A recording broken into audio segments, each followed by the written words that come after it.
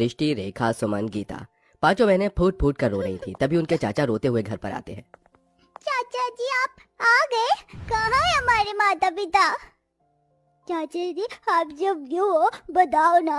अब तुम्हारे माता पिता कभी नहीं आ पाएंगे।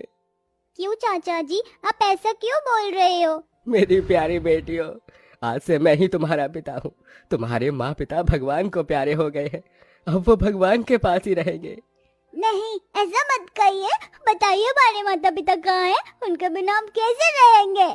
पांचों बेटियों की बातें सुनकर सर्वेश उन्हें गले से लगा लेता है, जिसके बाद वो रोते हुए अपने कमरे में आता है, जहाँ उसकी पत्नी निकिता उससे कहती है, कराए अपने भैया भाभी का अंतिम संस्कार? हाँ कराया। चलो ये तो ठीक है, लेकिन अब मुझे ये बताओ इन पांचों लड़कियों का क्या होगा? तुम ये कैसी बातें कर रही हो? इनका क्या होगा मतलब? अरे ये अनाथ हो गई हैं। इस घर के अलावा इनके पास और कोई रहने का ठिकाना भी नहीं है। वाह वाह, देखो तो सही, तुम्हारे भैया भाभी तो मर गए और हमारी छाती पर इन 5 लड़कियों को छोड़ गए। कौन करेगा इनका कन्यादान? मैं इनका चाचा हूँ, मैं करूँगा। तुम करोगे? तुमसे अपनी औलाद तो पाली नहीं जाती। तुम्हारा बेटा इतने दिनों से एक साइकिल की जिद कर रहा है, तुमसे एक साइकिल तो ली नहीं गई। इस घर और परिवार को चलाने के लिए मैं शहर जाकर नौकरी करूंगा। तुम हमारे बेटे और पांचों लड़कियों का ध्यान रखना। ऐसा कहने के बाद सर्वेश अपना सामान पैक करता है। चाचा जी आप कहाँ जा रही हैं? तुम पांचों अपना ख्याल रखना, मैं शहर जा रहा हूँ काम के लिए। सर्वेश उनकी शादी के लिए पैसे जोड़ने शहर चला जाता है। इधर उसके जाते ही निकिता अनाथ बहनों के ऊपर अत्याचार करना शुरू कर देती है। अब ये मेरा मुंह क्या देख रही हो? इस घर में तुम्हें फ्री फोकट की खाने को नहीं मिलेगी। चलो जल्दी जल्दी काम करो, घर में बहुत काम है।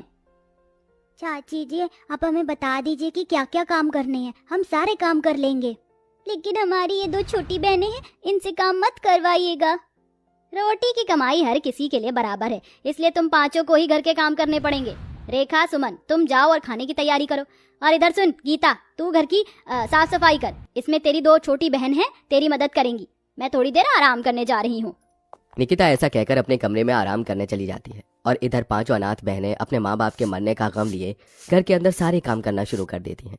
सब्जी बनाते हुए रेखा का हाथ जल जाता है। दीदी मेरा हाथ जल गया। अरे भगवान ये क्या हो गया? चल तू इस पर कोलगेट लगा ले, थोड़ी सी ठंडक मिलेगी तुझे। सुमन रेखा के हाथ पर कोलगेट लगा देती है। जैसे ही निकिता ये देखती है, वो फौरन सुमन के मुंह पर एक जोरदार तमाचा मारती है। क्यों री? कोलगेट क्या तेरे माता पिता यहाँ रख कर जा रहे हैं, जो लाडो रानी प्यार प्यार में अपनी बहन के हाथ पर लगाई जा रही हैं? रेखा का हाथ जल गया था चाची, बस इसीलिए। आइंदा अगर मुझसे बिना पूछे कुछ काम किया तो जिन हाथों से काम करोगे उन हाथों को ही तोड़ दूंगी। ऐसा कहकर निकिता चली जाती है। जैसे तैसे करके दोनों बहनें खाना बनाती हैं। खाना खाने के समय उसका बेटा निखिल कहता है, माँ कैसा खाना बनाया है, कितना बकवास है। निकिता सारा खाना फेंक देती है। तुम नालायकों को तो खाना बनाना भी नहीं आता, जाओ दोबारा से सही से खाना बना कर लाओ। इस तरह निकिता दोबारा से उन बेचारी अनाथ बहनों को खाना बनाने के लिए भेज देती है। दोबारा खाना थोड़ा सही बनता है, इसलिए दोनों माँ बेटे खाना खा जाते हैं और उन पांचों के लिए कुछ नहीं बचाते। बहुत जोर से भूख लगी है दीदी, मुझे भी बहुत जोर से भूख लगी है। तुम यहीं रुको, मैं चाची जी से खाना लेकर आती हूँ। सुमन अपनी बहनों से ऐसा कहकर अपनी चाची से खाना मांगने जाती है, लेकिन उसकी चाची अपने बेटे के साथ अपने कमरे में सो रही होती है। चाची तो सो रही है, एक काम करती हूँ, खुद ही अपनी बहनों के लिए खाना ले जाती हूँ। सुमन ऐसा सोचकर रसोई में जाती है और खाना ढूंढने लगती है, लेकिन खाना तो खत्म हो चुका था। हे भगवान, आज तो हमारे लिए खाना भी नहीं छोड़ा चाची जी ने। सुमन मायूस होकर वापस अपनी बहनों के पास आ जाती है। कुछ नहीं था रसोई में, बस ये सूखी रोटियां थी, यही खाकर गुजारा कर लेते हैं, कल सुबह नाश्ता करेंगे। पांचों बहनें वहीं सूखी रोटी खाकर सो जाती हैं। अगले दिन जब सवेरा होता है तो निकिता घर के सारे काम उन्हीं से करवाने के साथ साथ बाहर के काम भी उन्हीं से करवाती है। इसी तरह अत्याचार करते हुए कुछ दिन बीत जाते हैं और होली आने वाली होती है। होली आने वाली है और मेरे बड़े भाई उनकी पत्नी घर पर आएंगी। तुम पांचों की पांचों कान खोल कर सुन लो, घर में अच्छे से साफ सफाई करना, जरा भी गंदगी नहीं रहनी चाहिए। सुमन, रेखा, गीता तुम तीनों बाजार जाकर सामान लेकर आओगी। निकिता होली के रंग और होली की डेकोरेशन के लिए सामान लाने तीनों बहनों को भेज देती है और यहाँ छोटी बहनों से घर के काम करवाती है। लेकिन बाहर से सामान लाते समय जब वो तीनों सड़क पार कर रही होती हैं तो उनका ध्यान गाड़ियों पर नहीं होता, जिसकी वजह से उनका एक्सीडेंट हो जाता है। मेरे हाथ पर लग गई। चलो चलो, ज्यादा नहीं, थोड़ी सी खरोच आई है, घर चलते हैं। तीनों बहनें चोट लगने के बाद भी घर आ जाती हैं, जहाँ उनका टूटा फूटा गंदा सामान देखकर निकिता बहुत गुस्से में आ जाती है। ये तुमने क्या किया? सारा सामान बर्बाद कर दिया। कहाँ लोट पोट होकर आ रही हो? चाची जी हमारा एक्सीडेंट हो गया था, हमें चोट भी लगी है। मुझे बहाने देने की जरूरत नहीं है, मैं तुम्हें अच्छे से जानती हूँ। चलो अब जाकर काम करो घर के। पांचों बहनें घर के कामों में ही लगी रहती हैं। 2 दिन में इतने के बाद होली आ जाती है। यहाँ होली वाले दिन घर पर बढ़िया बढ़िया पकवान भी आते हैं जो निकिता अपने कुछ रिश्तेदारों के साथ बैठकर खा रही होती है। साथ में उनका बेटा निखिल भी बढ़िया बढ़िया पकवान खाते हुए पांचों बहनों को चिढ़ाता है। देखो देखो, तुम्हें ये खाने को कभी नहीं मिलेगा, इसलिए मुझे देखकर ही अपना मन भर लो। निखिल के ये कहने पर पांचों बहनें उसे देखती ही रह जाती हैं। कुछ देर बाद निखिल पिचकारियों से खेल रहा होता है तो वो उन पांचों बहनों को दिखा दिखाकर उन्हें चिढ़ाता है, जिसके चलते वो पांचों अपनी चाची के पास जाती हैं। चाची चाची, हमें भी भूख लगी, हमें भी पकवान खाने हैं। चाची, हमारे माता पिता हमारे लिए हर साल होली पर पिचकारी और रंग लाकर दिया करते थे होली खेलने के लिए। आप हमें दे दो, हमें होली खेलनी है। हाँ चाची, हमारा होली खेलने का बहुत मन कर रहा है। अच्छा, तो तुम पांचों को होली खेलनी है? रुको, मैं तुम्हें होली खिलाती हूँ, आओ मेरे साथ।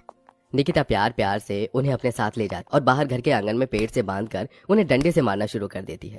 इसे कहते हैं लठमार होली। आज तुम्हें इतना मारूंगी कि होली का भूत तुम्हारे सर से हमेशा के लिए उतर जाएगा।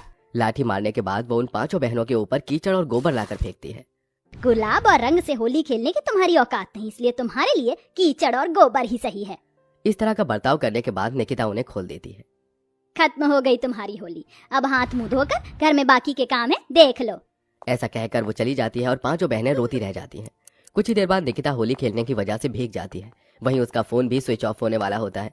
वो घर में चार्जिंग पर अपना फोन लगाने आती है। उसी दौरान उसे बहुत तेज करंट लगता है। ये देख पांचों बहनें उसे बचाने के लिए उसका हाथ लकड़ी से मारकर बोर्ड से छुड़ा देती हैं। चाची जी, होश में आइए, आपको कुछ नहीं होगा। चाची जी, होश में आने की कोशिश कीजिए। तभी निकिता को होश आता है। ये सब देखने के बाद उसे अपनी गलती का एहसास होता है।